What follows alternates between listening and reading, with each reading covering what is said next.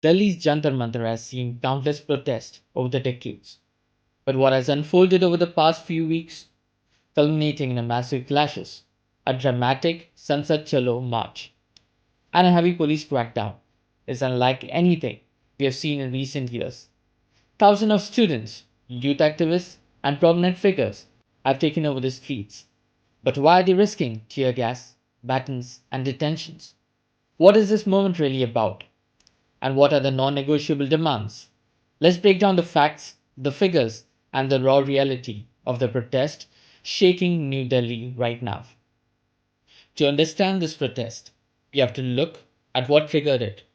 The core outreach stems from a deep rooted crisis in India's education and examination systems.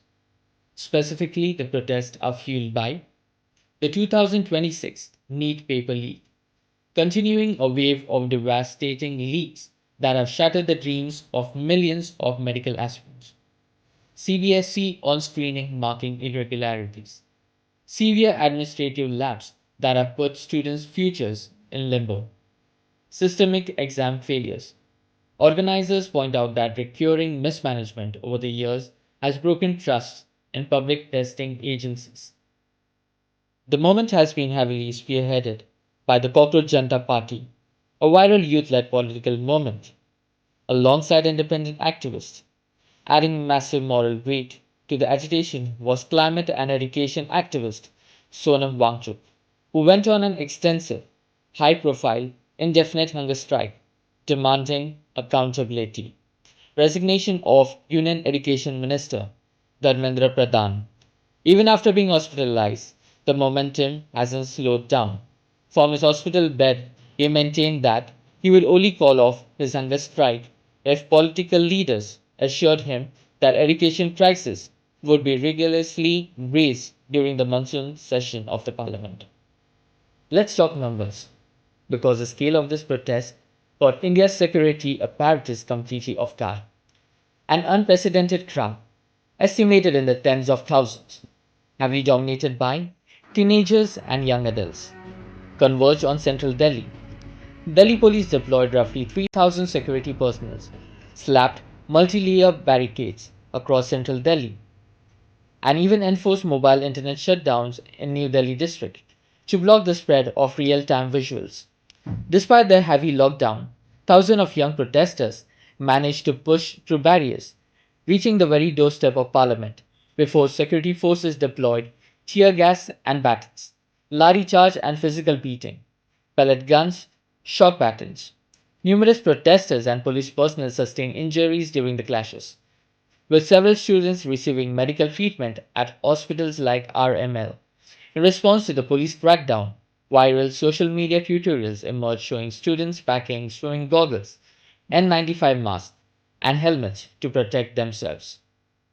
Apart from Delhi's Jantar Mantar, we could see the protests carried out in major states and cities like Indore, Bangalore, Pune, Mumbai, and even in foreign countries like Germany, Australia, UK, Canada, US. So, what exactly are the protesters demanding from the central government? The list of demands is explicit: the resignation of Union Education Minister Dharmendra Pradhan. This is the primary rallying cry. Protesters and opposition parties alike are chanting Pradhan Istifa Do, holding him directly accountable for repeated exam failures, complete examination system overhaul, demands for structural, transparent reforms to ensure paper leaks become a thing of the past, justice and accountability, compensation and fair re evaluation for students whose mental health and academic timelines have been wrecked by administrative chaos, the release of detained activists and student leaders, following aggressive police crackdowns and detentions, which even drew opposition heavyweights like Rahul Gandhi, Aam Aadmi Party leaders, and regional chiefs to Jantar Mantar. And outside the Prime Minister's residence, protesters are demanding an immediate halt to what they call a war on students. Supporting the movement can be done to both direct action on the ground and digital advocacy, digital amplification.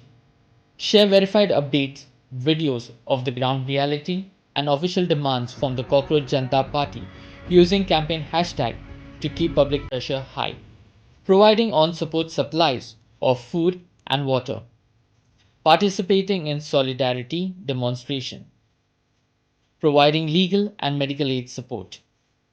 While senior government ministers have engaged with Cockroach Janta Party representatives to hear out their grievances, the core demands, including the education minister's resignation, remain unmet. Meanwhile, major opposition parties have jumped into the fray, turning this into a massive political flashpoint between the ruling dispensation and a galvanized youth population. Is this youth led movement going to force structural changes in India's bureaucratic education system, or will political friction overshadow the students' original cause? What do you think? Drop your thoughts in the comment section below.